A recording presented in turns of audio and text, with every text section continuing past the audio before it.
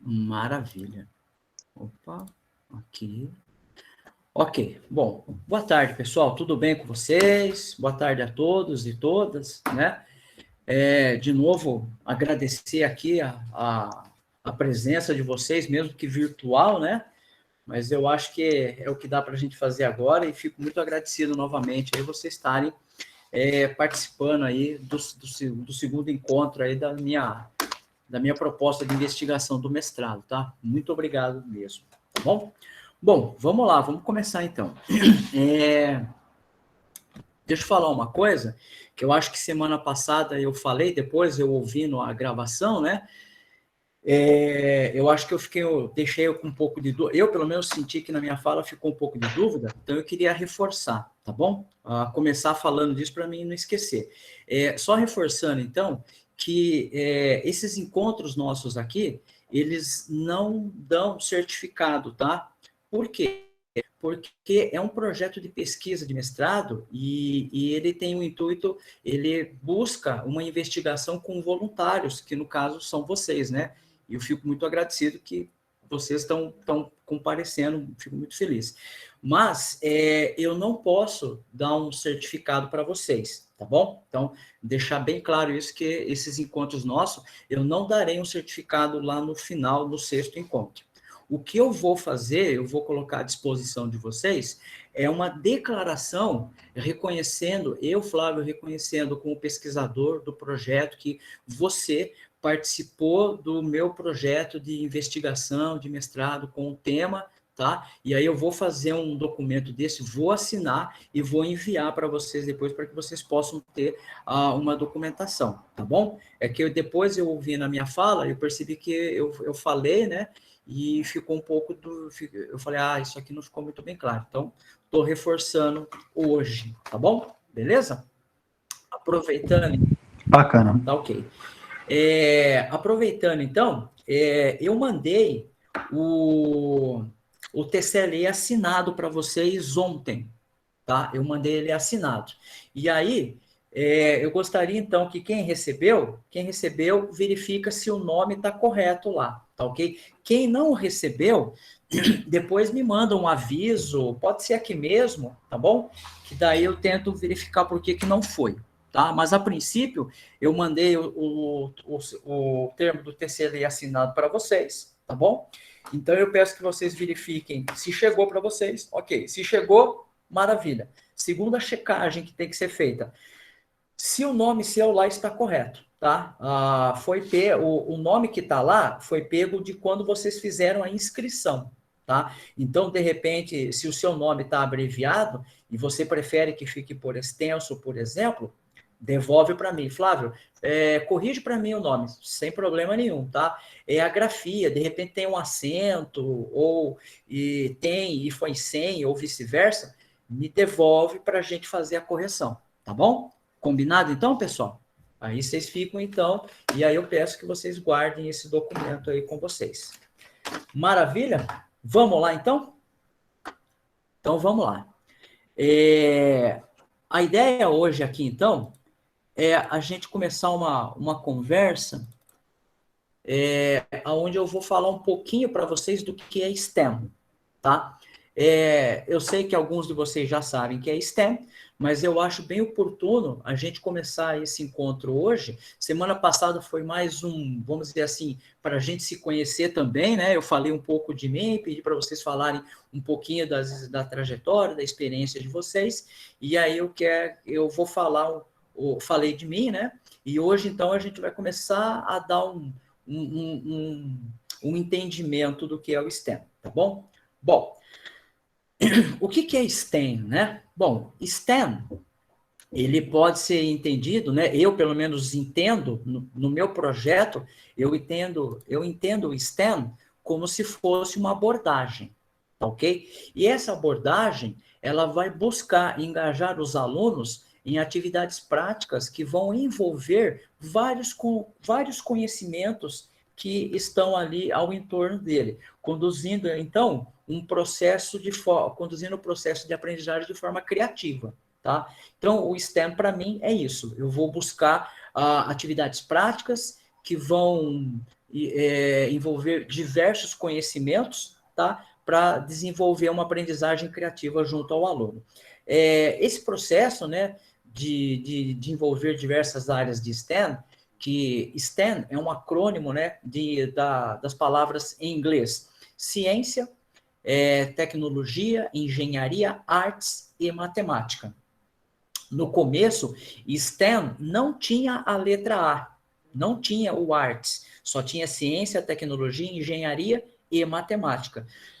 E aí, com o tempo, né, com a evolução das coisas, né, percebeu-se que artes não poderia ficar fora de STEM, e de fato não pode mesmo. A artes é uma área muito importante para desenvolver a criatividade, enfim.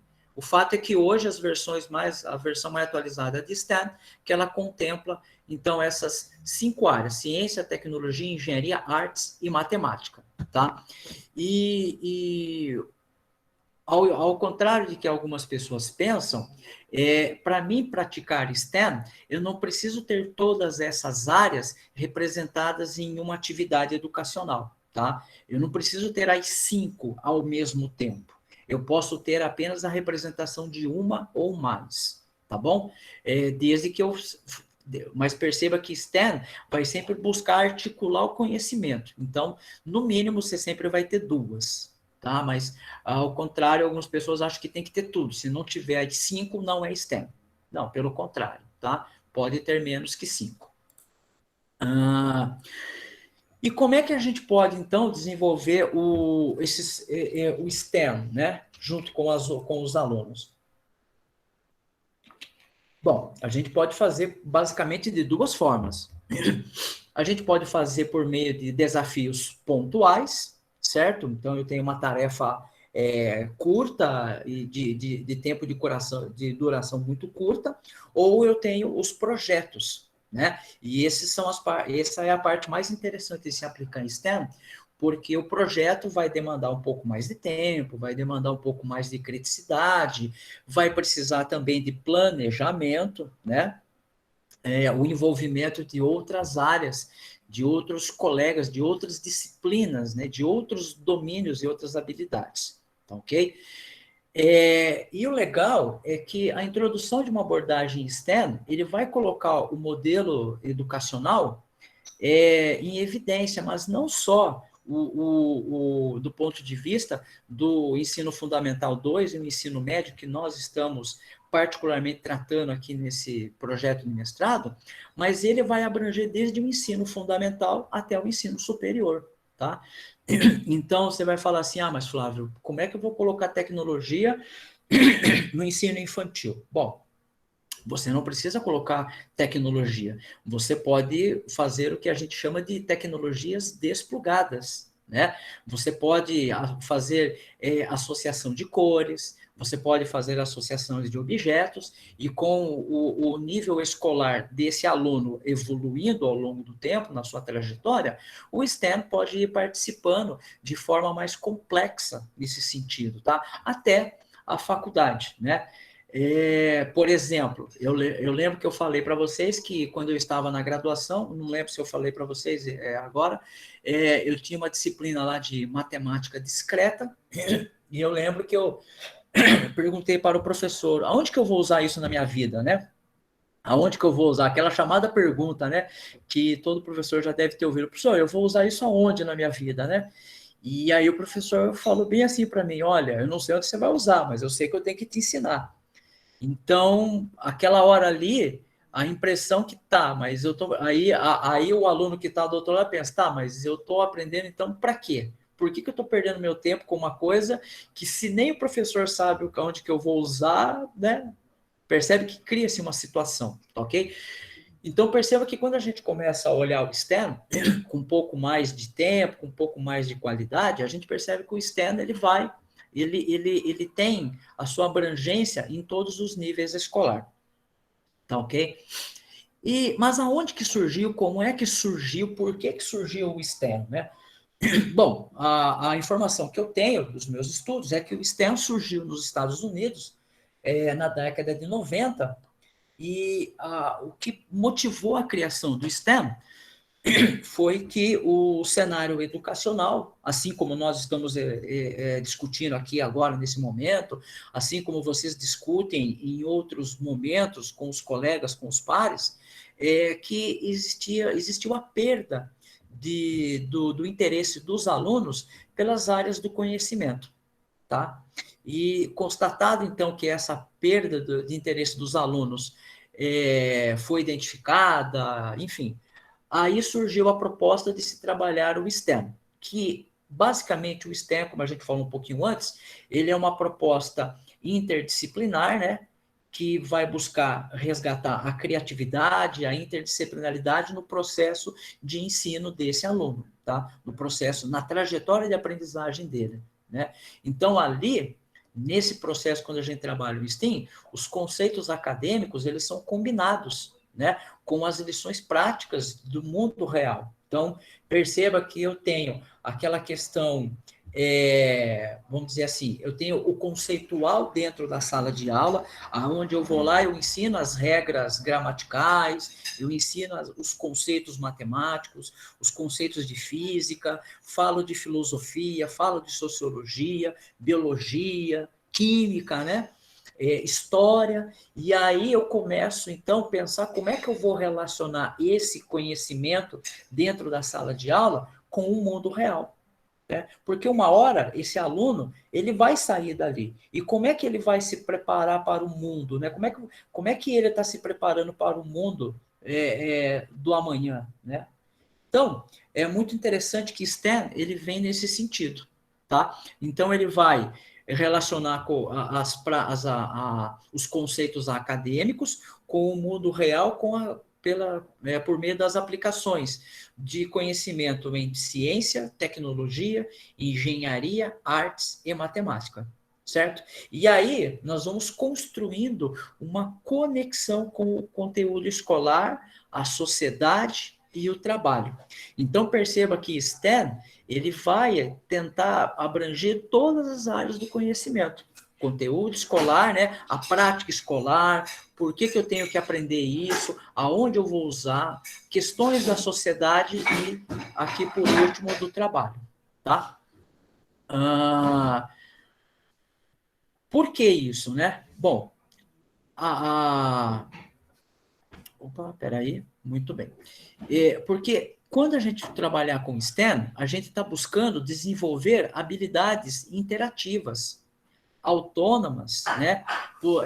Habilidade de construir coisas, criar, testar e solucionar problemas e interpretar suas soluções. Eu não sei se vocês conhecem, né? Sempre quando eu vou trabalhar com. Hoje eu trabalho com STEM nas minhas aulas, tá? É verdade que eu ainda não sou um mestre, eu não sou um especialista em STEM, eu estou aprendendo, como todos nós. Mas o fato é que sempre quando eu vou abordar um conteúdo novo com os alunos, eu sempre procuro fazer uma questão de. Eu gosto de problematizar com os alunos.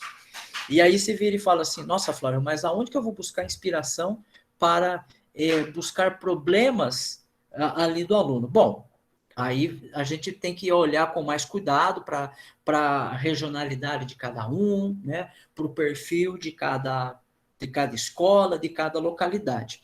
Mas uma dica, né, que de repente pode ajudar, eu não sei se vocês conhecem a Agenda da ONU 2030. A Agenda da ONU 2030, ela é composta por 17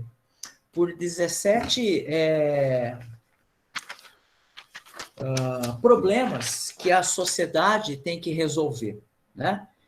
São 17 problemas. Então, a gente tem vários problemas lá. Tem problemas relacionados com todas as áreas, ok? E aí eu costumo sempre vincular, eu sempre vou lá e busco isso como referência e apresento para os alunos. Olha, tá vendo aqui essa agenda com 17 problemas? Então, você consegue enxergar algum problema que é vivido por você ou que está ali na sua região? E esse problema, como é que você poderia propor uma solução que poderia reduzir o impacto dele ou minimizar o impacto ou simplesmente resolver o impacto, né? Então, é uma fonte, seria uma primeira fonte aonde eu posso buscar uma inspiração para tentar trabalhar com a problematização dentro da sala de aula. Então, eu costumo criar um cenário e apresento lá um problema. Depois que eles já pegam uma certa interação com isso, eu deixo eles soltos e eles vão andando sozinho aí com o tempo, tá? E quando a gente percebe, então, aí cabe Olá, oi? Quer interromper, pode falar. Oi, alarme falso? Muito bem, então vamos lá. Aí surgem algumas questões interessantes, né? Como é que eu posso relacionar STEM com a BNCC? Né? Como é que eu posso fazer essa relação? Quando a gente analisa o STEM e a gente olha a BNCC, recentemente publicada a versão dela, né? Então, eu olho o STEM e olho o BNCC, né? Tem algumas coisas ali. Será que é possível relacionar STEM com BNCC? Né? Então, essa é uma grande pergunta, né?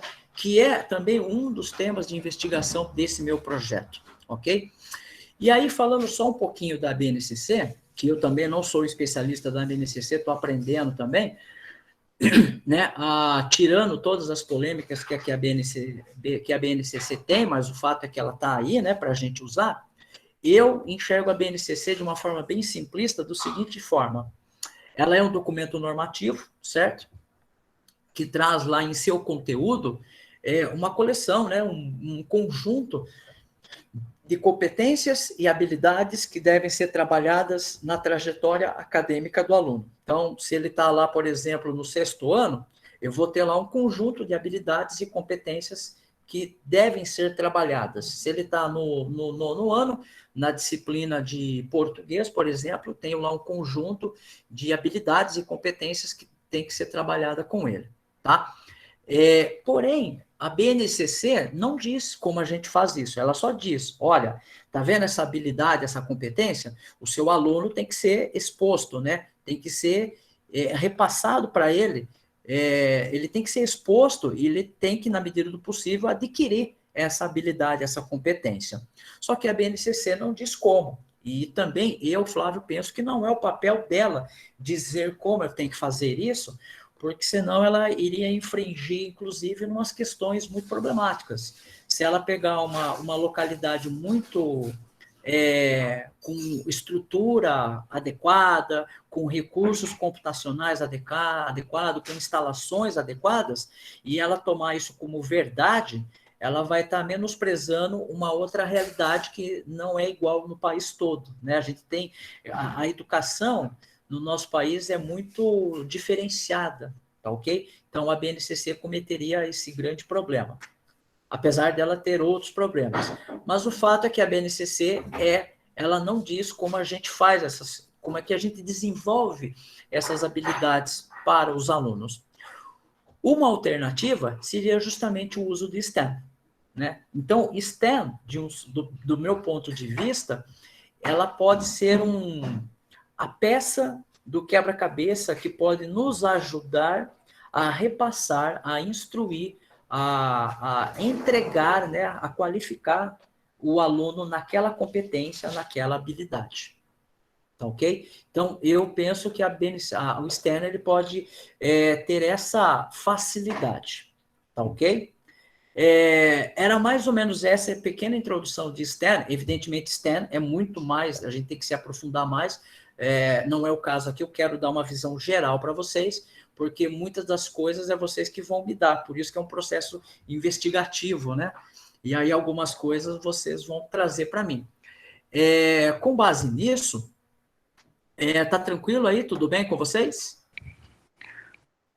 Tranquilo, Flávio, fica tranquilo. Bom, para mim que participei, né, do curso de STEM, eu acho que na prática é mais esclarecido do que você explicando. Então, se eu ouvi o que você falou e eu participei na prática, eu tenho uma visão completamente diferente. É muito mais do que a gente está falando aqui, o STEM. E mais do que a gente consegue ver também. Porque a gente só vê um pedacinho só, que é um reflexo do global. Sim, não tenha dúvida, né? Não tenha dúvida. Mas bacana. Então agora eu vou falar um pouquinho para vocês de como é que eram as minhas aulas, né? Se alguém quiser falar alguma coisa, fique à vontade, pessoal. Tudo bem? Se quiser interromper, pode interromper. Eu vou falando, mas pode interromper, tá? Eu vi que o pessoal colocou algumas coisas aqui. Maravilha, obrigado. Como é que eram as minhas aulas, então? Bom, eu sou da área de computação, então eu dei aula sempre de computação. Eu nunca dei aula de matemática, português. E como eu tenho uma especialização em banco de dados, eu sempre dei aula de banco de dados. Então, eu dei aula de outras disciplinas, mas a minha especialidade é banco de dados, ok? Então, eu dei aula para técnico, eu dei aula para integrado e dei aula para curso superior, tá? E as minhas aulas eram péssimas, né? Eram péssimas, porque... só que eu não percebia isso, né? Por quê? Por causa daquela questão, você aprende assim, e se você não tomar o cuidado, você vai entregar do jeito que você aprendeu, tá? E as minhas aulas eram muito complicadas. Então, quando eu ia conceituar o que era um banco de dados, eu pegava lá a lousa, apresentava em data show e falava, banco de dados é isso, tarará, tarará, tarará, tarará. E as minhas aulas, elas começam com uma carga técnica, teórica, de 30%. Para depois, a hora que eu faço esse alicerce, por assim dizer, aí que eu começo a migrar um pouco para a área prática. Agora, você imagine, num integrado que vai ter um ano inteiro, 30% dessa carga horária, nós estamos falando de, sem medo de errar aí, uns 2 meses de aula teórica. Uma vez por semana, de 2 horas aula. É muita coisa. Mas eu não enxergava isso. Para mim, aquilo é assim que tem que ser feito e ponto final. E aí, naquela trajetória, quando eu comecei a identificar o problema dos professores e lidar com a tecnologia e tal, eu comecei a fazer, mas espera aí. Eu comecei a pensar se o meu aluno não era a figura do professor. E eu, caramba, eu estou fazendo a mesma coisa, né? Tem que mudar. E aí eu fui buscando, fui aprendendo. Quando eu esbarrei com o STEM, né? Eu percebi que dava para fazer mudança. Hoje, minha aula é totalmente diferente. Ela ainda acho que está muito aquém do que eu gostaria, né? Mas ela já está muito melhor do que antes. Então, hoje, quando eu começo a aula, eu faço uma problematização. Então, eu chego e falo para os alunos, olha, pensa lá na sua localidade. Imagine que você pegou, você com os seus pais tem um pouco de dinheiro lá, conseguiram juntar um dinheiro e tal, e vocês querem abrir um mercadinho, né, ali próximo da casa de vocês para vender pão, leite, macarrão, coisas básicas ali naquela localidade. E em algum momento você vai ter que ter o controle dessas vendas. Você vai ter que ter o controle dos produtos, você vai ter que registrar isso. Então, você vai criar lá você vai ter que criar um processo sistematizado ali dentro. Então, eu vou criando uma problematização. E aí, eu chego na pergunta: o que vocês entendem sobre banco de dados? E aí, eu quero fazer com vocês a mesma coisa que eu faço com eles, tá bom? Então, só me dá um minuto que eu vou compartilhar com vocês aqui uma tela e vou fazer a mesma coisa com vocês, tá? E vou apresentar uma primeira ferramenta. Vocês estão olhando aqui essa tela? Tá, apareceu aqui para vocês?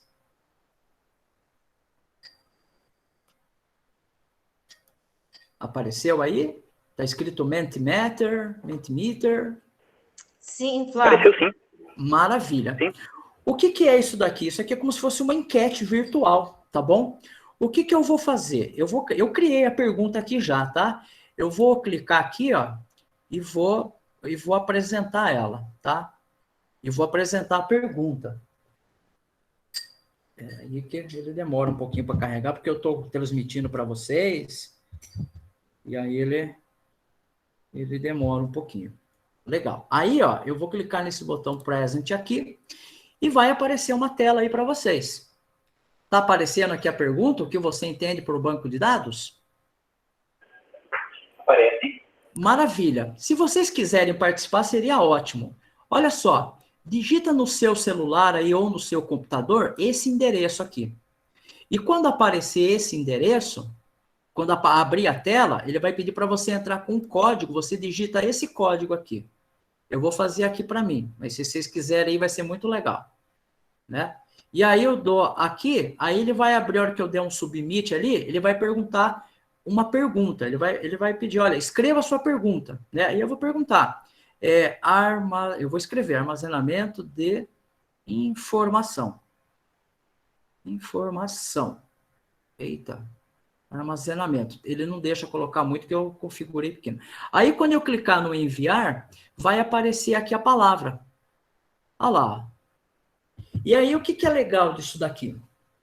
Bom, os alunos não sabem o que é banco de dados, porque é o primeiro contato que eles estão tendo com a disciplina. E eles estão dizendo o que eles pensam, né? Pessoal, pode responder o que vocês quiserem aqui, tá? Não tem obrigação nenhuma de estar certo ou errado, tá? Aqui nós estamos só vendo. E aí vai aparecendo isso, né? E eu posso perguntar qualquer coisa. Eu posso montar algumas perguntas ali. Eu posso perguntar, olha, você sabe qual é a capital do Brasil? E eles vão falando. Você sabe qual é a regra gramatical que tem um acento circunflexo em cima do E? Se tiver alguém aqui de português, me perdoe se eu estiver falando besteira, tá? Mas você pode perguntar para eles. E aí, o que foi legal quando eu comecei a introduzir essa ferramenta? Sabe aquela coisa? Mesmo presencial, eu usava essa ferramenta, tá? O aluno que antes era tímido, ele não vinha na lousa para falar, ou ele não levantava a mão porque ele é tímido, isso acontece muito dependendo da faixa etária do adolescente, da criança. Agora, ele tem uma ferramenta, porque aqui não aparece o nome dele em local nenhum.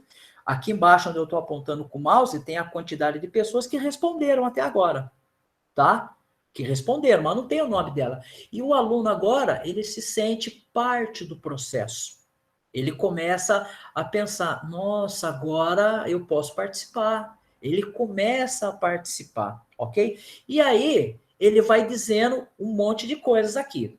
E aí, com base na fala dele, eu vou ajustando. Legal, pessoal. Vocês falaram aqui armazenamento, vocês falaram arquivo, dados para entender o usuário, né? E aí eles vão colocando, eles vão falando. E aí vai aparecendo isso aqui, e aí a gente vai começando a conversar. E aí eu faço aquela pergunta, né? Aí eu não sei quem escreveu isso aqui, ó. Por exemplo, conjunto de arquivos. Eu não sei, mas eu pergunto, por que será que a gente pensa que é conjunto de arquivos? Ah, porque eu sei que na folha de papel eu posso colocar as informações de uma pessoa. E esse papel eu posso arquivar ele num arquivo morto, num arquivo de armário de aço.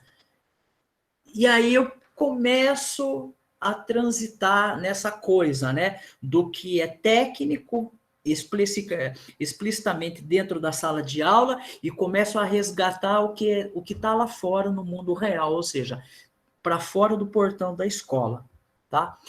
E isso é muito legal, porque, como eu falei para vocês, eu posso fazer várias perguntas, né? Eu não vou apresentar a ferramenta toda aqui. Quem tiver depois interesse, pode me procurar depois em outro momento. Eu explico como é que funciona a ferramenta sem problema nenhum, tá?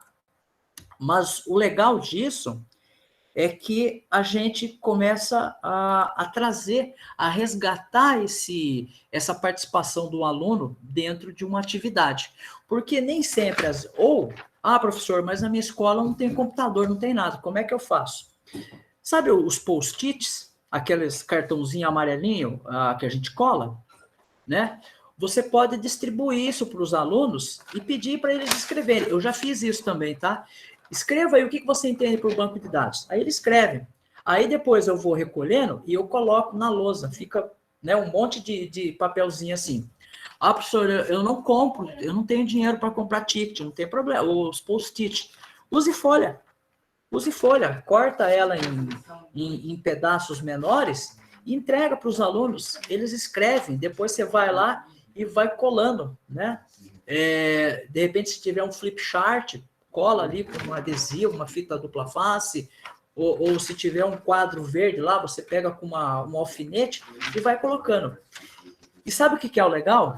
Você bate uma foto desse mural que está com o post-it, ou com eu bato foto, né, com o que eles falaram, e aí, na próxima aula, quando a gente for subir mais um degrau da escada para entender o que é banco de dados, eu viro e falo, olha, com base nisso aqui que vocês falaram, vamos pensar agora o que eu quero armazenar. Quais as informações que eu quero armazenar? Ah, eu quero armazenar informações do produto? Legal. E o que eu posso guardar do produto? Ah, tem um nome. Aí outro fala, professor, é a descrição, né, do produto, não é o nome. O produto não tem nome, tem descrição, né? E por aí vai andando.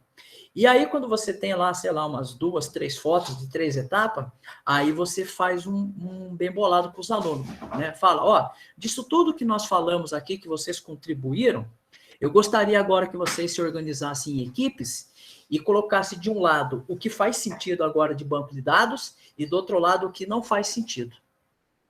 E, gente, é incrível. Eles começam a pegar esses papéis, tiram do meio aqui que está tudo e colocam o que faz sentido e depois o que não faz sentido. E aí depois você faz o debate. Por que isso aqui não faz sentido? Aí eles começam a falar. Ah, porque isso aqui não tem nada a ver com o problema. A história do problema, Flávio, era de um comércio, de um mercadinho. Alguém aqui falou que era para guardar o dado da bagagem. Né? Ah, tá. Não tem nada a ver com o contexto, né? Com a problemática. Então perceba que você começa, né? Criar um protagonismo ali, uma certa criatividade dentro e você resgata esse pensamento dele que vai para fora. Ele vai pensar, ele viaja, ele vai até o mercadinho que ele já visitou e fala o que tem lá dentro, o que é feito lá dentro. Né? O Sérgio aqui falou de filme, né? Legal, bom também, bacana, tá? E aí, pessoal, assim eram as minhas aulas, né? E aí, quando eu comecei a melhorar, eu percebi, quando eu comecei a aplicar o STEM, eu percebi que dava para fazer. E perceba que a gente não precisa de alta tecnologia, com papel. Eu comecei fazendo com papel. Depois que eu descobri esse Mentimeter, tá? Mas antes eu fazia com papel. Eu sou de uma escola pública. Não dá para a gente ficar pedindo post-it lá. Então eu pegava esse papel, dobrava ele, cortava, entregava para os alunos e ia fazendo, tá? E aí, com base nisso, nesse pouquinho que eu falei para vocês, eu gostaria de fazer uma pergunta e gostaria que vocês participassem, tá?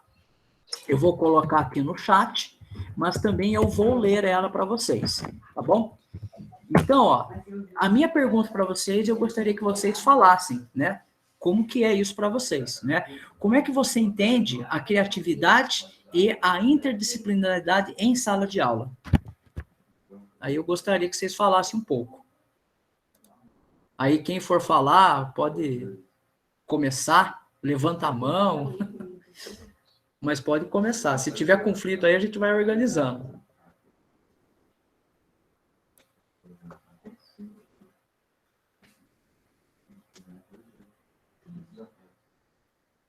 Pessoal, vocês podem falar o que vocês quiserem, tá? Lembre-se, aqui é um território livre, tá? A percepção de cada um, ela corresponde à trajetória de cada um, tá? E de acordo com a regionalidade, o local que você está inserido também, tá? Eu falei um pouco da minha aula. E aí? Quem mais pode contribuir? Vou fazer que nem aqueles professores, vou começar a apontar o dedo, hein?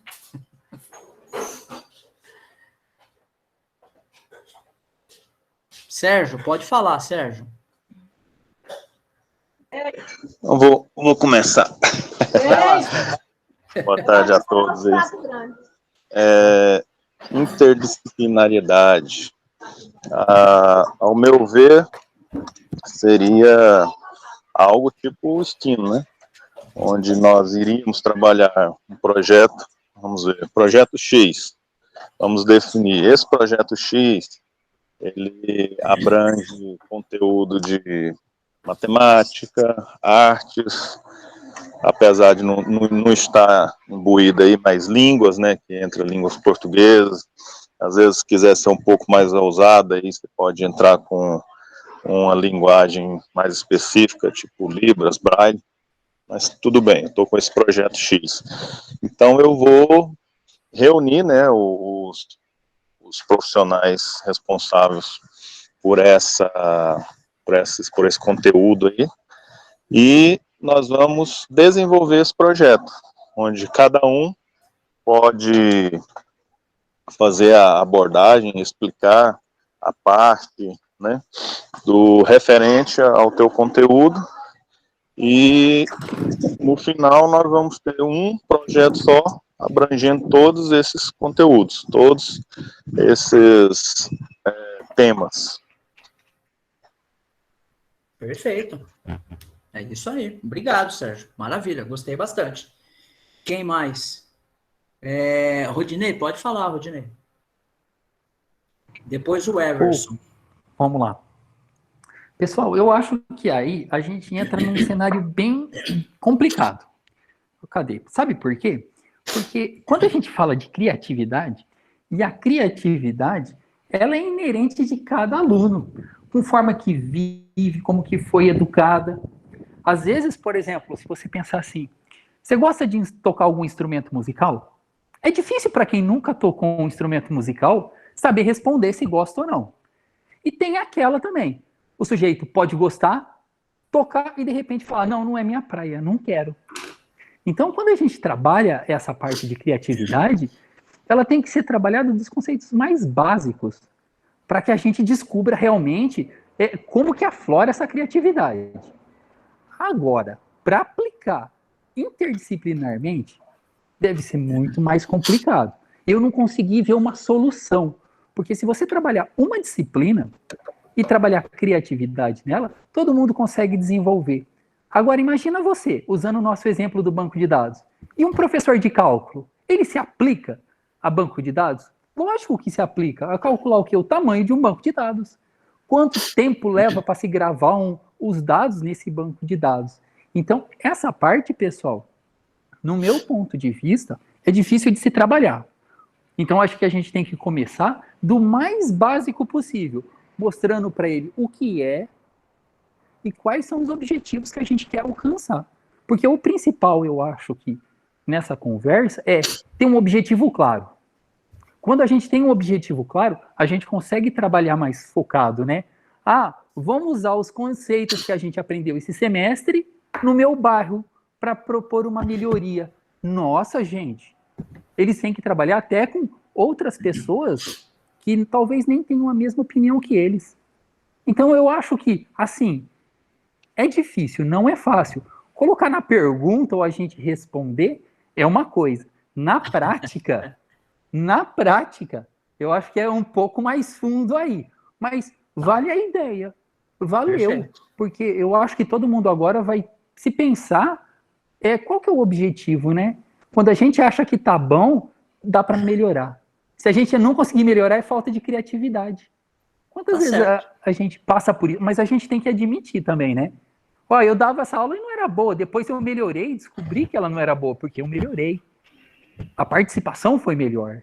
E como colocar nessa interdisciplinaridade o engajamento dos alunos? Porque se o aluno não tiver engajado, você pode entregar pronto o projeto que eles vão continuar não dando valor. Certo. Então eu acho que tem que trabalhar até uma estrutura familiar hoje, professor qualificado, tanto no aspecto cívico, no aspecto moral e no aspecto profissional. Mas o professor hoje é mal formado. Mas é culpa de um processo e a gente tem que reverter isso.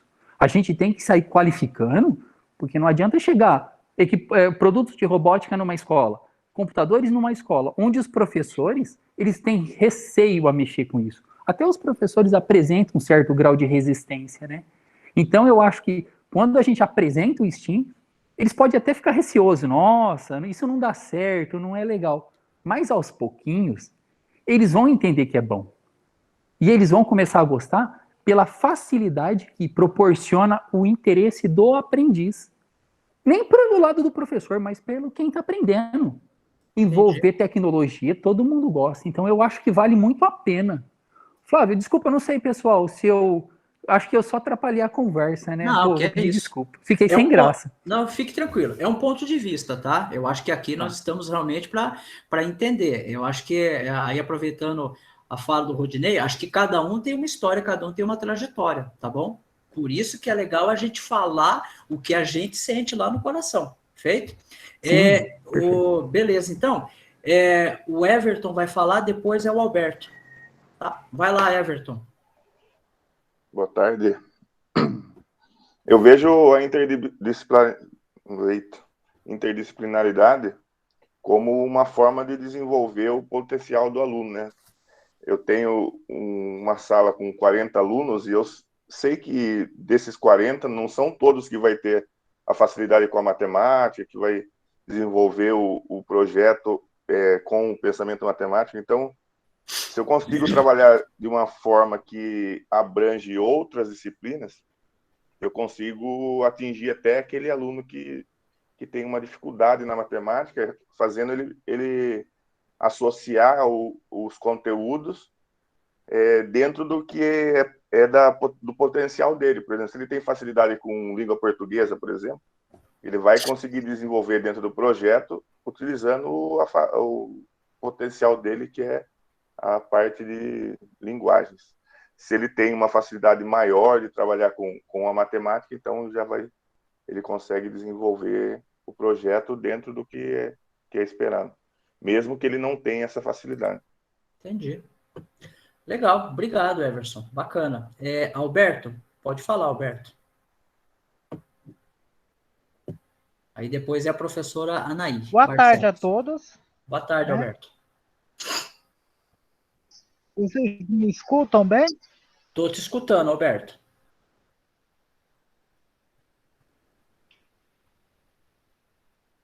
Estamos... Bom, essa pergunta é muito pertinente, né? Mas ela é bastante atual, né? Porque se olharmos bem, né, dentro do âmbito da escola e as disciplinas, o ensino é interdisciplinar, sempre foi.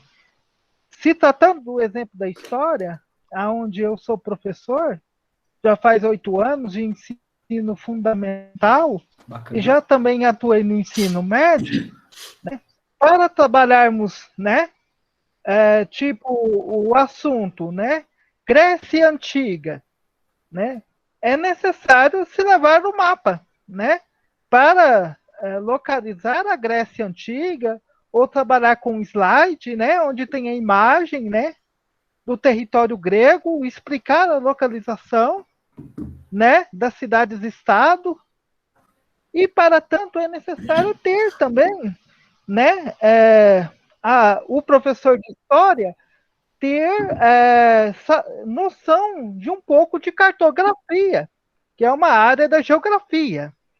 Ou seja, história e geografia dá para ser trabalhado. Mas, ao mesmo tempo, se nós trabalharmos uma oficina de produção de mapas, tendo a noção da cartografia, é necessário, né, passar por uma reciclagem matemática. Não é verdade? Porque para se produzir um mapa tem que saber noções da matemática. Então, uma disciplina liga-se na outra. Isso é bastante natural. A história, ela converge com a geografia, ela converge com a letras, né? Ela converge com o português, história e literatura. Eu acho que todas as disciplinas, elas necessitam dialogar. Perfeito. A interdisciplinaridade, ela está aí, né? Se nós percebemos os exames, né, do Enem, né, principalmente nos últimos 15 anos, as questões, tanto de humanas, tanto do campo das exatas, são interdisciplinares, né? Então, eu compreendo que é um desafio complicado, sim, é necessário, né, o professor em si ser pesquisador, se atualizar cada vez mais, mas é necessário dialogar, né? Seja nos trabalhos, seja em projetos, né? E assim, essa interdisciplinaridade é perene, ela nunca vai acabar, né? Não temos que ficar com a ideia que matemática é matemática, só se trabalha matemática, geografia não, vou trabalhar só geografia, né? E não posso dialogar com outra disciplina. Esse pensamento já caiu por terra há muito tempo. Muito obrigado a todos. Eu que agradeço, Alberto. Acho que deu bastante contribuição para a gente. Maravilha, muito agradecido. Professora Anaí Barcelos, pode falar. Não estamos te ouvindo. Ainda não. Ainda não. Nada? Agora foi. Foi? Agora estamos te ouvindo. Seja bem-vinda a todos. Obrigada. A todas. Hoje estou de intrusa, né, na turma, porque sem temporal aqui no Rio Grande do Sul, então estamos com internet, com luz, tem granizo. É nosso país, né, de dimensões continentais. Aproveitando a fala do professor Alberto, né, que citou a geografia, é um país de dimensões continentais, né? Verdade. Bom, eu acho muito interessante essa questão da interdisciplinaridade. Que palavrinha, cara, interdisciplinaridade. Tem que treinar, né? É um trava-língua. É um trava-língua. Eu acho muito interessante porque na vida, né, nós não dividimos as coisas por setores, o setor matemático, o setor de português, o setor das ciências, né? Tudo se cruza na nossa vida, no nosso dia a dia. E eu sempre digo para os meus alunos que a escola é um treino para a vida, né? É a vida já, mas é um treino para a vida adulta. Enfim. E aí, eu vejo como a interdisciplinaridade, né? Eu penso assim, dentro da sala de aula seria um tema, né? Dentro do contexto do alunado, né? Dentro da realidade deles, que a gente coloca para eles, né, uma situação, um problema envolvendo aquilo ali, e a gente precisa envolver o máximo de disciplinas possíveis, né, o português, a geografia, a história, a matemática, enfim, para que eles solucionem isso, até para eles aprenderem, né, porque depois, quando eles saírem dentro da escola, ou na própria vida, da porta para fora da escola, dos portões para fora da escola, eles vão precisar usar da criatividade, e eles vão precisar de todo aquele conhecimento que eles têm dentro da sala de aula para solucionar, né? Eles precisam ver assim, aquilo que eu estou aprendendo dentro da sala de aula vai me ajudar a resolver as situações fora do portão da minha escola, né? Então, por isso que eu acho que é importante as nossas aulas serem interdisciplinares, envolvendo temas do contexto deles. No entanto, isso é muito complicado. Ano retrasado, como a nossa escola foi uma escola modelo do novo ensino médio, nós precisávamos, né, trabalhar muito essa questão interdisciplinar, e também nós trabalhamos com um tema que foi recursos hídricos, né? Então, todas as disciplinas precisavam trabalhar. Primeiro lugar, tá, beleza, vamos trabalhar com esse tema recursos hídricos. Cada um foi para dentro da sua sala de aula e trabalhou como bem entendeu. Ninguém conversou com ninguém. O meu trabalho não conversou lá com a professora de geografia, com a professora de biologia, né? Ninguém se conversou. Ficou aquilo dali. Daí, no final, para apresentar o projeto lá, cada um juntou o que fez lá numas folhas de papel e acabou, ficou bem bonito, né? Então, eu acho muito legal, muito interessante, mas há muito ainda que a gente andar, pelo menos dentro da minha escola, né? Tem muito que andar ainda para a gente conseguir colocar isso na prática realmente, para que o interdisciplinar seja algo efetivo e eficaz na vidinha dos nossos alunos. Tá joia. Muito obrigado, professora. Mais alguém? Senão eu vou passar. Vai lá, Rodinei, quer falar alguma coisa? Fale. O Flávio. Pode dizer. É isso que eu acho que é um ponto fundamental. Nem sempre a gente conta com a colaboração das pessoas que estão perto. Veja você dando aula na sua faculdade. Se você bater na porta de um outro professor e falar assim, você pode me ajudar com esse projeto ou com essa pesquisa, orientar os alunos? Ele pode até falar que orienta, ajuda e vai colaborar. Mas na hora que a bola rola, ele não se mexe. Entendi. Isso eu acho que é de uma forma geral. Por que eu vou ajudar o Flávio para ele se dar bem e eu vou ficar na moita sem nada? Tá. Eu acho que a gente vai criando um próprio preconceito. Tá. Porque se eu ajudar você, é óbvio que você me ajuda também. Entendi. Seja nesse mesmo projeto, seja em um outro futuro, mas a gente acaba se ajudando. Mas as pessoas, elas se omitem. Vamos fazer um teste essa semana e depois a gente compartilha alguns resultados. Porque é impossível, o que a moça ali também falou, outra professora. Cada um vai para sua sala, faz a sua parte e a gente junta e pronto. Perfeito. Eu vou só deixar, então... legal, obrigado. Né? Eu vou deixar só a professora Simone falar primeiro e depois o Daniel, ok?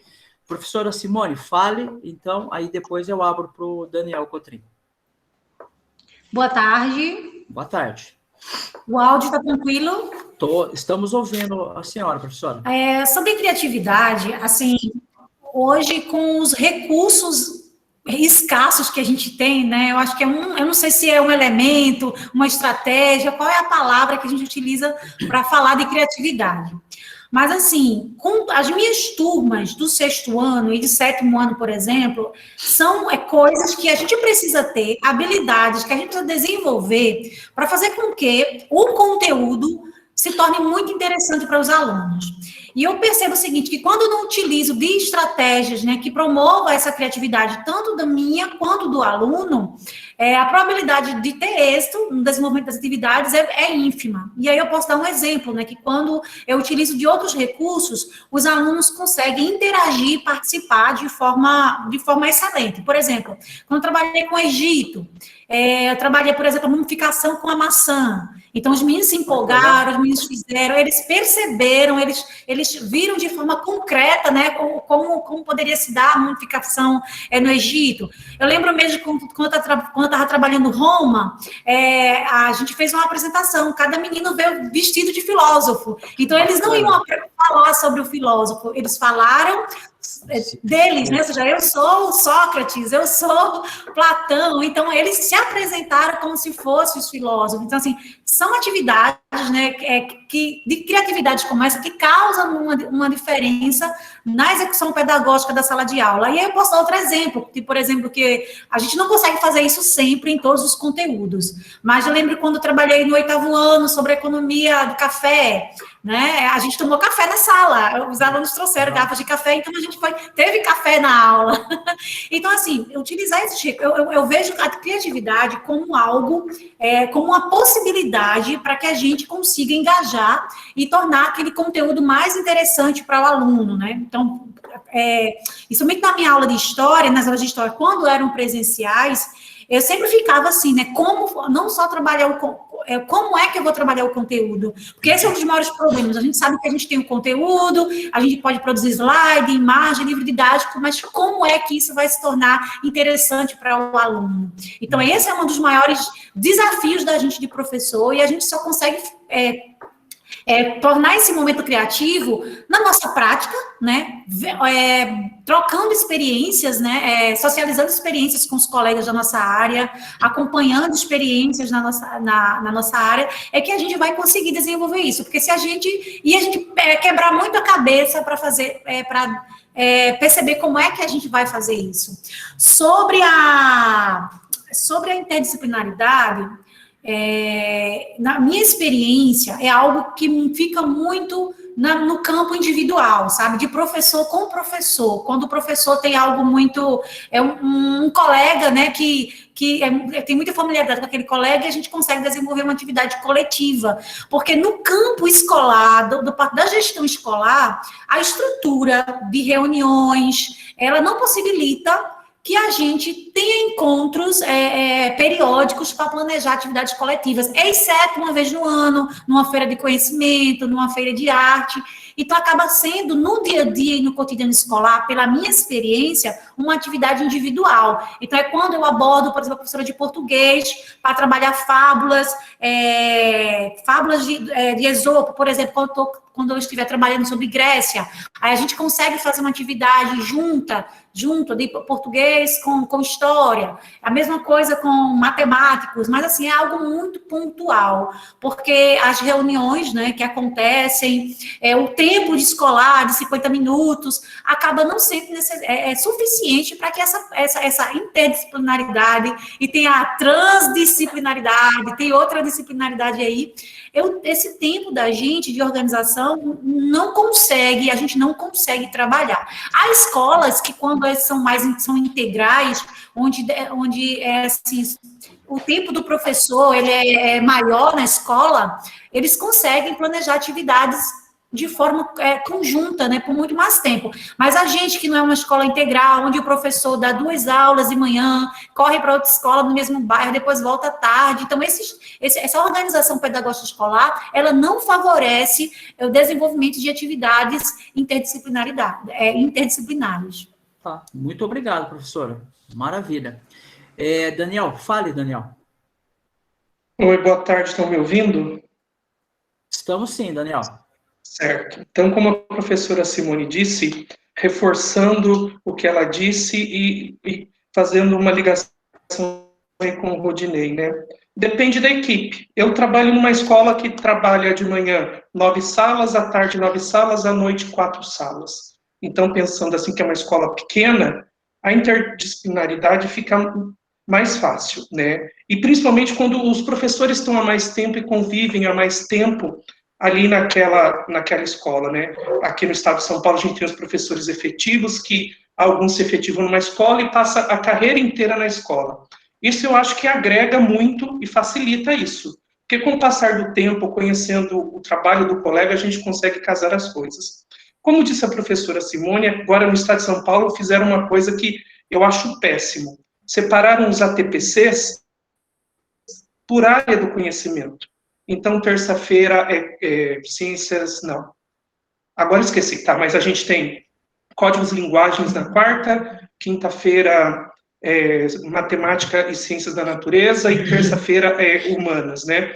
Então, separou o pessoal. Esse tempo, como ela disse, que a gente tinha ali para trocar figurinha, eu conversar com um professor, por exemplo, eu sou professor de ciências, estou na gestão, mas sou professor de ciências. Eu trocar ali figurinha com o professor de educação física, que faz junto com códigos e linguagens, faz com português, inglês e arte, a gente não tem mais esse tempo junto. Eu trabalhava, por exemplo, quando eu ia trabalhar o sistema cardiovascular, eu já conversava com o professor de educação física e a gente trabalhava em conjunto para medir, depois de uma atividade física, o que percebeu e tudo mais. Assim como também eu trabalhava com o professor de história, questão revolta da vacina, descobrimento da vacina, aí a gente consegue casar aí o 8º ano algumas coisas, né, falar de sistema imune e revoltas populares que o pessoal não entendia na época.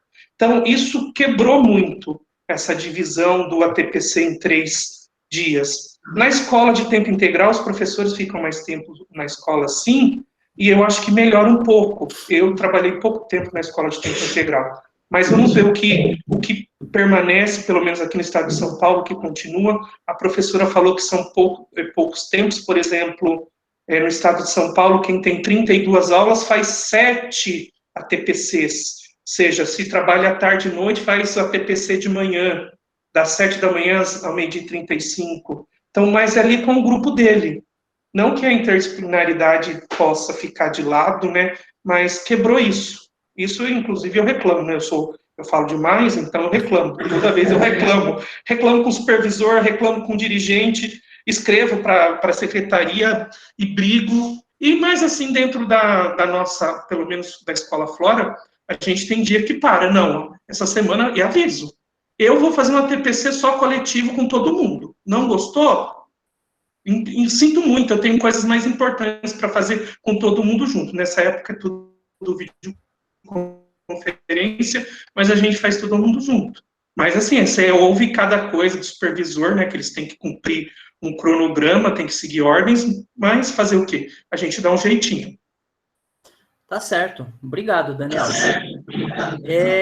Aqui para mim está registrado que o Alberto e a professora Anaí levantaram a mão. Vocês querem falar, pode falar. Ou, de repente, está sinalizando que para mim foi só engano. Ah, tá ok, professora. Acho que... Alberto, quer falar, Alberto? Eu já falei. Ah, então, né? Tá. Não, sem Mas problema. em si, acredito que é por aí mesmo, né? Tá. É a questão do diálogo, né? A gente tem que promover, né? E não esperar que o outro professor possa, né, conversar com a gente, no sentido que a gente tem que procurar, olha, vamos procurar intermediar um projeto, uma atividade juntos, né? Porque aí também o outro professor que trabalhe de forma isolada, ele vai ver o exemplo, olha, o projeto entre professor de geografia e o professor de história deu certo. Os alunos aprenderam, né? E aí a professora de língua portuguesa, ela vai também tentar trabalhar uma atividade junto com a história ou junto com a geografia, né? E a matemática também, junto com a geografia, e por aí vai, né? Tá ok. Maravilha. Obrigado. Bom, achei muito bacana o depoimento de vocês, né? Eu vou mostrar uma ferramenta para vocês. O intuito, todas essas ferramentas que eu mostro aqui para vocês, elas são gratuitas e que são possíveis de usar. O Mentimeter, ele é gratuito, dá para usar até um certo ponto de forma gratuita. Essa daqui eu vou mostrar para vocês. Deixa eu só compartilhar aqui a tela do meu celular com vocês. Só um minuto. Deixa eu me achar aqui. Legal. Deixa eu dividir a tela aqui com vocês. Uma janela. Aqui. Aqui.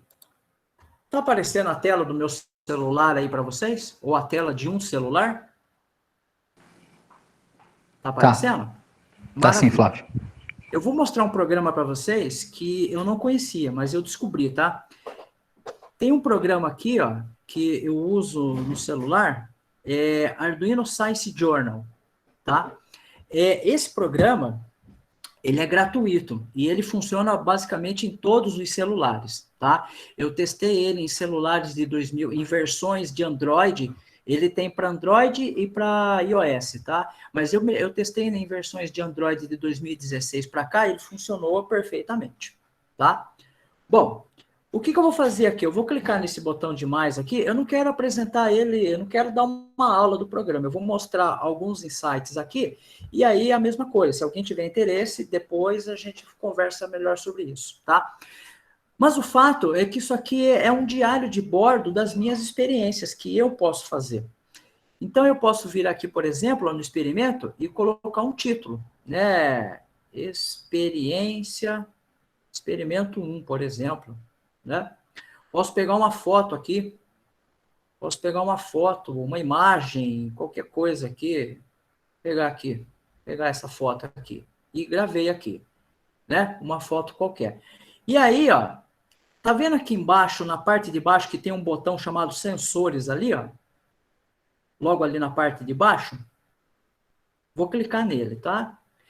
E aí, eu tenho acesso a sensores que estão disponíveis no meu celular. Essa quantidade de sensores, ela pode ser diferente de celular para celular. Mas, a priori, eu tenho todos esses sensores aqui no meu celular. Eu tenho um sensor que mede a luz ambiente, eu tenho um sensor que mede a intensidade do som, frequência, acelerômetros, magnetômetro e bússola. Deixa eu pegar um aqui para a gente ver. Por exemplo, esse sensor de luz daqui, quando eu aproximo ele de uma lâmpada, vocês vão ver que vai mudar a quantidade de uma medida chamada lux, que é o que mede a lâmpada, tá? Conforme eu me afasto, ele vai diminuindo, tá? E o que isso é legal? Bom, dando um insight bem simples aqui. A gente pode medir a distância, é sabido que quando a gente mede a distância de um planeta em distância da Terra, a gente meio que mede a distância que a luz demora para chegar aqui. Então, se eu estou medindo a concentração de luz de uma fonte que está emitindo essa luz, eu posso, de uma forma não muito assertiva, começar a investigar como é que se comporta essa luz nesse ambiente. Será que um ambiente, vou colocar, por exemplo, a minha garrafa de água na frente do celular. Ela interrompeu, ela diminuiu um pouco a quantidade de lux que está passando, tá? Mas quando eu tiro a garrafa, ela volta. O que está acontecendo aqui? Por que quando eu coloquei um objeto translúcido que tinha água dentro, por que será que a água ela reteve parte da luz? Essa é uma pergunta, é uma provocação, certo? Não vou falar aqui, deixa em aberto. Mas, por exemplo, eu tenho outros sensores de decibéis. Será que o aluno ele sabe qual é a quantidade de decibéis que ele está sendo exposto durante a semana, durante o final de semana, né? Quando passa um carro vendendo uma verdura na rua, será que esse decibéis que o cara está oferecendo, será que tem uma lei na cidade que diz qual é o decibéis que pode... Percebeu para onde que eu estou levando a conversa? Eu tenho aqui, ó, a quantidade de hertz que estão envolvidas no som, né? Então perceba que conforme eu estou falando, vai aumentando a frequência dos hertz. E eu tenho um gráfico ali mostrando isso para mim. Eu tenho aqui um acelerômetro, né? Um acelerômetro linear. Eu tenho um acelerômetro no eixo X, né? Tá vendo ali o celular se mexendo? O desenho ali em cima? Eu tenho um acelerômetro no eixo Y, né? Quando eu balanço o celular nesse sentido, ele faz um movimento ali. Eu tenho aqui agora nesse sentido, né? No eixo Z. É um movimento muito parecido quando a gente pula corda, por exemplo, né? Eu tenho bússola. A gente estava falando de mapas cartográficos, né? Conforme eu viro o celular, né? Eu não entendo nada, mas tem que ser investigado melhor. Se eu não sei direito como é que funciona isso, tem um desenho aqui de interrogação que eu clico aqui do lado. Tá vendo ali graus? Eu clico aqui, ele me dá uma ajuda de um pouquinho. Olha que bacana, né? Ó. Ele tem uma pequena ajuda de como é que funciona, como é que é o uso. Eu tenho o magnetômetro, que ele mede a quantidade de magnetismo que eu estou sendo exposto, nesse momento. Então, se eu me aproximar daqui da tela do meu laptop, vai aumentar, porque é uma tela energizada. Quando eu afasto, percebe que ele diminui? E eu posso gravar isso. Tá vendo que tem um botão gravar aqui no meio? Então, vamos imaginar que eu quero verificar a incidência desse fenômeno durante um tempo. Eu clico aqui no botão gravar e eu vou medindo. Tá vendo ali no topo que está escrito em inglês recording, mas do lado tem um tempo que está sendo decorrido? E ele está registrando, ó. Conforme vai sendo exposto ao fenômeno, ele vai registrando. E quando eu achar que o tempo de gravação atendeu a um experimento que eu estou querendo fazer, eu paro e eu posso, inclusive, clicar aqui embaixo, ó, lá embaixo na tela do celular, tem um ver, que se eu clicar no ver, ele vai para o registro. Se eu quiser fazer uma segunda amostragem, eu vou lá, registro de novo, coloco para gravar, né? Coloco para gravar. A hora que passou o tempo decorrido, eu interrompo. Se eu vir aqui no ver, ele tem a primeira gravação e a segunda gravação, tá? Bom, o que eu quero com isso? O que eu queria mostrar para vocês com isso? Deixa eu voltar aqui. É uma ferramenta. É uma ferramenta gratuita que ela pode ser usada como provocação, entendeu? Ela pode ser usada como provocação. E aí, com base nisso, eu queria fazer uma outra pergunta para vocês. Juro que é a última. Queria fazer uma outra pergunta. Eu vou colocar ela aqui também, né? Vou postar ela aqui e vou falar ela também. Como você entende o emprego da tecnologia em sala de aula? Aí eu gostaria que vocês falassem um pouquinho sobre isso. Pode falar, Rodinei. Aí vocês vão levantando a mão que eu vou organizando aqui. Perfeito. Ô Flávio, primeiro que eu nunca tinha nem visto um aplicativo desse. Mas a gente pode usar esses aplicativos, essas ferramentas tecnológicas, para verificar o nível de barulho de uma sala de aula. Se a iluminação está adequada. Então, nisso, a gente pode pegar só 2 exemplos com uma aplicação mais prática para verificar se uma escola precisa de mudar alguma posição de luminária, melhorar a iluminação. Porque se você pensar assim, quando eu estudo, quando qualquer pessoa estuda com uma iluminação fraca, ele fica mais cansado. Quando aí o ambiente não está adequado, a gente fica mais cansado, a gente não aprende adequadamente, a gente, sabe assim, tem aquele desgaste, e muitas vezes acontece até o desânimo da gente parar de estudar. E a gente não consegue saber o que é. Então, talvez... Oi? Eu vou colocar, mas ele fica cansado por quê? Percebe a provocação? Sim, é fato. Eu acho que talvez até mesmo pelo esforço, né? Eu já estudei com um ambiente com pouca luz e era horrível. Chegava no final a ser depressivo, Flávio. A gente ficava depressivo no lugar, tá bom? Mas, perfeito. Nossa, eu fiquei impressionado. Maravilha. Obrigado, René. Nossa, eu gostei. Nossa, Flávio, não, essa você detonou, valeu, parabéns, hein? Eu vou dar uma olhadinha e depois eu vou mandar um texto com outras considerações que talvez até colaborem um pouco mais aí. Tá bom. Porque isso pegou de surpresa. Maravilha, maravilha. Obrigado. Alguém mais quer falar um pouco de como vê a tecnologia, como entende a tecnologia em sala de aula?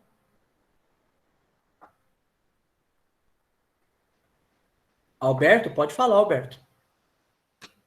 Depois a professora Simone. Sim, eu entendo que a tecnologia, ela nos auxilia, né? E tanto na nossa didática, na forma como a gente administra a aula, na forma do entendimento da aula para os alunos, para nossos alunos, porque quem não cai a questão da metodologia. Como se trabalha a aula? Será que nossos alunos estão gostando da aula ou não? E a tecnologia nos auxilia, né? Enriquecer, né, a nossa aula, fazendo essa interação, que ao mesmo tempo, né, o quadro e o giz, né, é uma coisa já ultrapassada, né? Queira ou não, a gente utiliza a tecnologia a todo momento na sala de aula, que seja no celular, seja na utilização do laboratório de informática, seja na utilização do PowerPoint, né? E essas outras tecnologias. Então, é uma forma de interagir e é uma forma de melhorar-se a nossa interação para com o aluno, porque muitas das vezes a gente fica naquela, olha, a nossa aula tem que ser da nossa forma, do jeito que a gente aprendeu, né? E a gente não busca, né, se atualizar-se. Hoje é necessário sempre atualização, né? Seja com cursos, né, de extensão, seja com oficinas, né, que é o caso, né, da proposta, né, dessa atividade para com o Senhor, né? Então, a gente precisa buscar essa bagagem, porque os nossos alunos, eles sabem, eles se atualizam a cada momento. Eles têm um celular. E no celular, eles têm a possibilidade de trabalhar com aplicativo, tem a possibilidade da comunicação com o WhatsApp, né? Que também é uma ferramenta fabulosa, que está salvando muitos de nós professores nesse tempo, né? Infelizmente, do Covid-19, onde a interação se está se dando pelos celulares, né, pelos e-mails, né, pelas salas virtuais. Né? Então, eu acredito que nos auxilia muito a tecnologia. Né? E ela está aí, e a gente tem que utilizar. Perfeito. Sempre. Tá jóia. Muito obrigado, professor Alberto. Na sequência, então, Simone e depois Everson. Simone, pode falar. Então, a tecnologia, né, assim, hoje vem se apresentando como uma das alternativas para a melhoria educacional, considerando que a gente tem nas escolas, e principalmente pós-pandemia, a gente vai ter uma disparidade muito grande de aprendizado dos nossos alunos. Tem aqueles alunos, né, que conseguem, de forma mais autodidata, compreender um conteúdo. Já tem outros que praticamente pararam há 2 anos atrás, porque a forma de aprendizado era a sala de aula. E assim, hoje eu enxergo como algo essencial para a educação. E que a gente que é professor deve utilizar as tecnologias justamente para facilitar o aprendizado do aluno e trazer conteúdos, né, de forma diferenciada. Por exemplo, a gente tem muito na educação hoje, na sala de aula, o que acontece? A gente que é professor acaba, na maioria das vezes, tem um termozinho que eu esqueço, eu não lembro qual é a palavra que se utiliza, mas, por exemplo, a gente não consegue avançar um conteúdo, porque a maioria da turma filtra por baixo, acho que é algo assim, né? Quem pode me ajudar, acho que é filtra por baixo o nome. Ou seja, se um aluno ele está mais avançado no conteúdo, a gente que é professor, a gente não consegue avançar o conteúdo para aquele aluno. O que a gente, na maioria das vezes, né? Isso aqui eu percebo. A gente para porque a maioria dos alunos tem dificuldade de acompanhar o conteúdo. E aquele aluno que poderia estar avançando, ele não consegue, ele para junto com as outras turmas. Então, a tecnologia, ela vem também ajudar nesse sentido, porque a gente pode, por exemplo, planejar uma aula no Google Sala de Aula para aqueles alunos que já concluíram, né, dentro daquele tempo, se eles avançaram. A gente pode utilizar também a tecnologia como uma forma, inclusive, de adiantar mesmo o conteúdo, como, por exemplo, a gente utilizando metodologias ativas, tipo sala de aula invertida. Então, se a gente conseguir que a nossa escola tenha recursos suficientes, ou dependendo do perfil da turma, a gente pode fazer uma aula, planejar a aula previamente, para que o aluno se antecipe, para que eles possam estudar atividade em casa, através do uso do celular, do uso da internet, do uso do computador, e a gente, quando chega na sala de aula, a gente consegue trabalhar de forma diferenciada, podendo avançar, né, o conteúdo, podendo trabalhar mais questões, podendo trabalhar o desenvolvimento de habilidades específicas com aquele conteúdo que a gente está abordando. Então, a tecnologia, ela vem para isso, né, para somar com o aprendizado. É óbvio que ela não é uma solução, mas ela é um recurso essencial para o nosso dia a dia.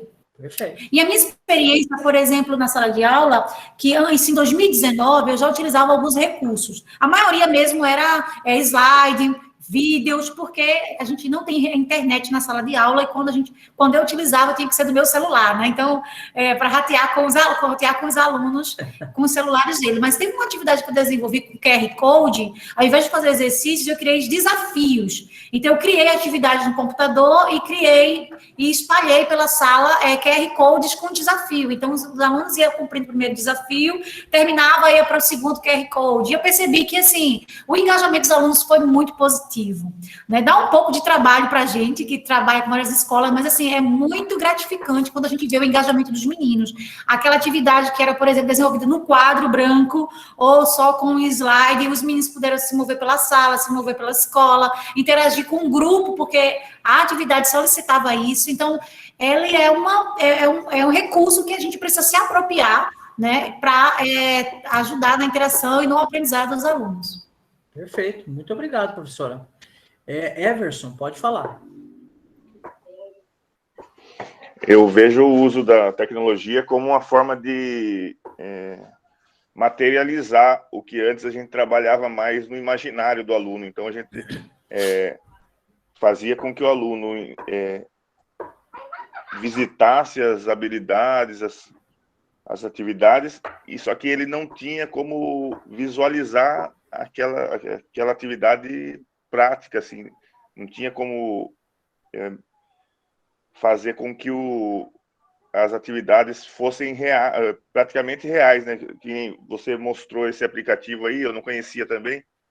Eu achei que uma forma de a gente conseguir fazer com que os alunos visualizem essas situações que existem no aplicativo de forma mais real para ele. Legal. Perfeito. Maravilha. Obrigado. Professora Anaí, quer falar? Pode falar. Aí, na sequência, depois é o Eric. Oi. Estão me ouvindo, né? Sim, professora. Ah, tá bom. Assim, ó, já pegando o gancho ali da fala da professora Simone e do professor, né? Realmente, a tecnologia ela veio para auxiliar, eu acho que nos auxilia e também nos ajuda ajuda o aluno a visualizar, né, também o que nós trabalhamos. E é algo que eu sempre defendo, que a sala de aula ela tem que ser coerente com o que o aluno tem lá fora, o que o mundo oferece para ele, né? Por exemplo, aqui na minha cidade, é uma cidade super pequena, mas é um polo tecno-metal agrícola, né? Temos várias fábricas, inclusive multinacionais, de implementos agrícolas, enfim. Então, de repente, eu trabalho com o quarto ano e com o ensino médio, e no ensino médio noturno. Então, os meus alunos todos trabalham fora, e a maioria nessas empresas. Então, de repente, o meu aluno, ele chega lá dentro da fábrica e ele trabalha rodeado de tecnologia, e aí ele chega dentro da sala de aula e estou eu lá só com o quadro e o giz, né? Como diz o colega meu, quadro, giz e guspe. Daí, não adianta muito, né? O aluno meio que, como nós dizemos aqui no Rio Grande do Sul, aí cai os buteados do bolso, né, dos alunos. Daí chega o professor ali, né, daí vai fazer o quê? Enfim. Mas também via isso com os meus alunos, né, dos pequenos, eles jogavam um joguinho lá, acho que é Minecraft, se não me engano, dentre tantos outros que são ofertados para eles, e de repente eu via lá eles falando sobre o jogo, e isso, eu fiz aquilo, não sei o quê. E durante a aula, assim, era difícil eu manter a atenção deles, né, com a atenção deles, porque eles queriam falar do Minecraft, eles jogavam em conjunto e coisa e tal, e aí, de repente, eu pensava, nossa senhora, né, aí que eu comecei a ver, assim, como era preciso eu usar a tecnologia, atraí-los, né, para o meu conteúdo com a tecnologia, porque eles tinham isso, a maioria deles tinha celular, eles inclusive, eles tinham ali um jogo super colaborativo, porque eles ficavam colaborando com dicas um com o outro, eles jogavam com pessoas que eles nem conheciam, olha quanta coisa o jogo ensinava, e chegava eu ali dentro da sala de aula, né, não oferecia nada nem parecido para eles, né. Então, eu penso que a tecnologia é necessária até para ser coerente com o mundo que eles encontram lá fora, para prepará-los para esse mundo, né? Entendi. Maravilha, obrigado, professora. Eric, pode falar, Eric. Boa tarde. Então, eu tenho para mim, né, e assim, dando um pouco do meu testemunho, que a tecnologia que veio sendo implantada ao longo dos anos aí, a partir dos anos 90, né, eu sou da época, acho que muita gente também conhece, do mimeógrafo, né, isso também já era o cheirinho de álcool, né, nas folhas e tal, é isso mesmo, né. E naquela época já era uma tecnologia para a época, por que não, né? E eu lembro que eu sempre fui muito curioso, né? E querendo aprender. Eu lembro que existia um extenso colorido, aí aprendi a fazer uma atividade com extenso colorido, dava um maior trabalho, ficar mudando de cor. Era difícil, mas foi interessante. Depois veio as primeiras impressoras, depois veio videocassete, retroprojetor, então, aí a gente já foi, né, se apropriando dessa tecnologia. E como você falou, né, acho que na semana passada, de não usar a tecnologia simplesmente para aula acabar ficando no mesmo ritmo da lousa, giz e saliva, né? Então, a gente tem que usar de uma maneira criativa e engajamento dos alunos, né? Procurar engajamento dos alunos. E, como eu falei, né, desde o ano passado, o governo de São Paulo implementou nas escolas, agora foi para as escolas regulares também, a disciplina Tecnologia e Inovação, né? E um dos objetivos é justamente isso, né? Despertar no aluno o pensamento computacional, o letramento digital.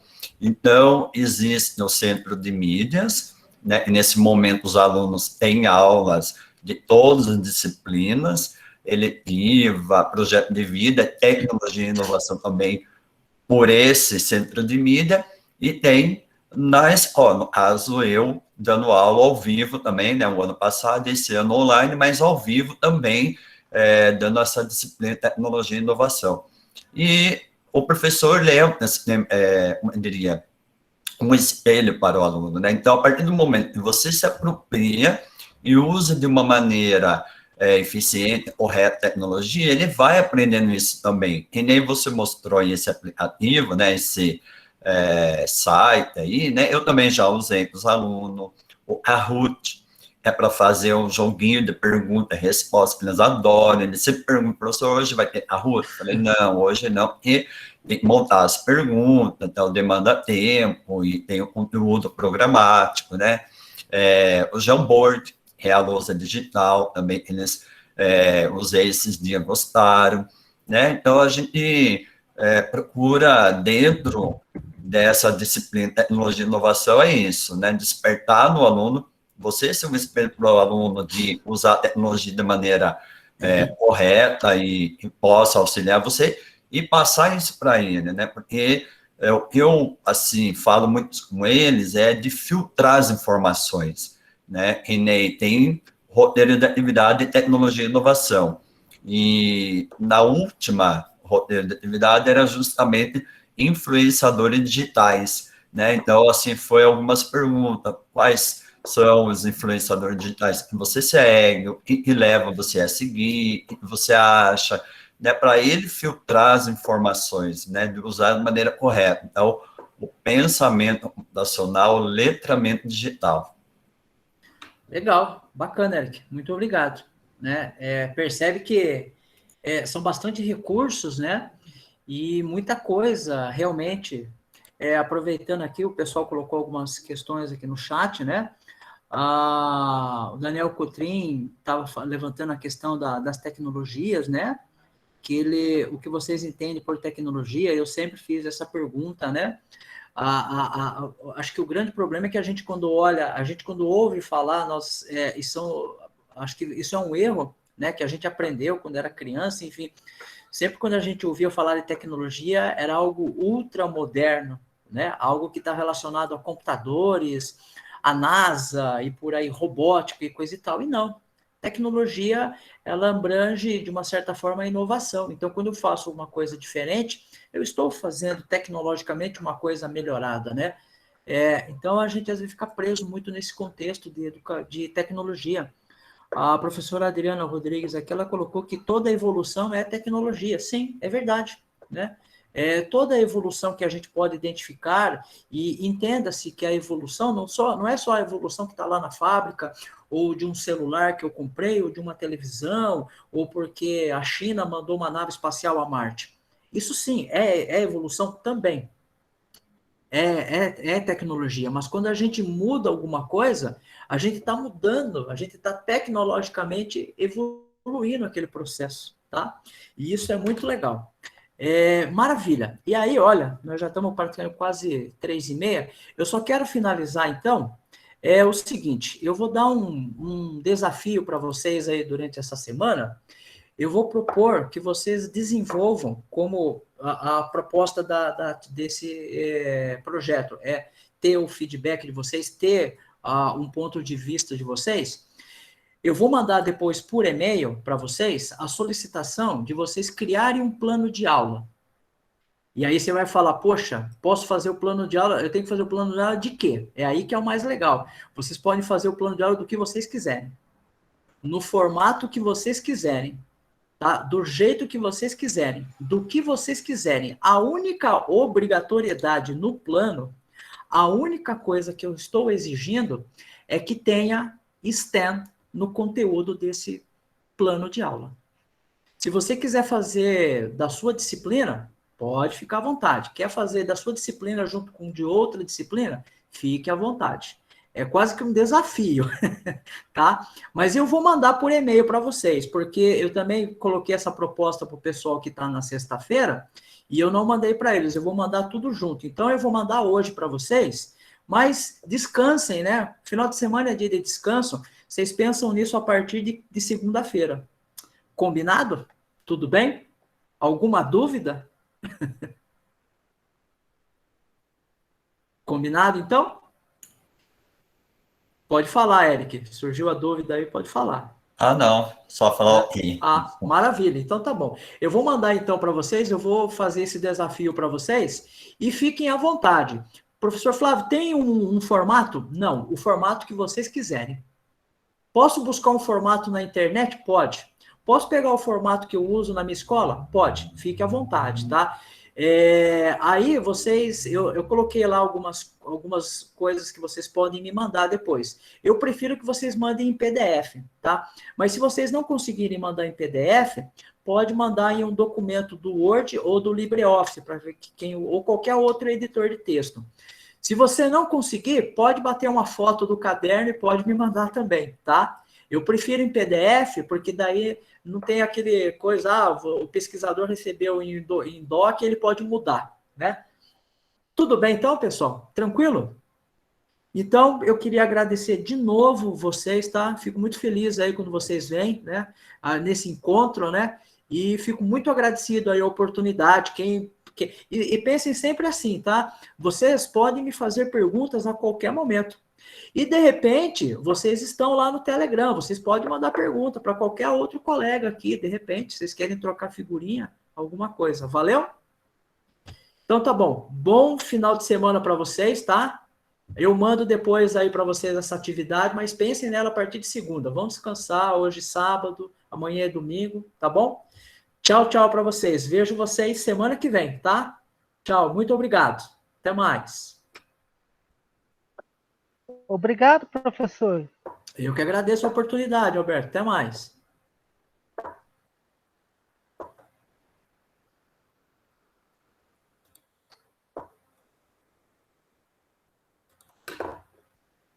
Não, peraí.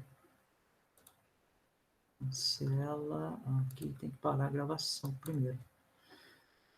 Interromper a gravação. Interromper.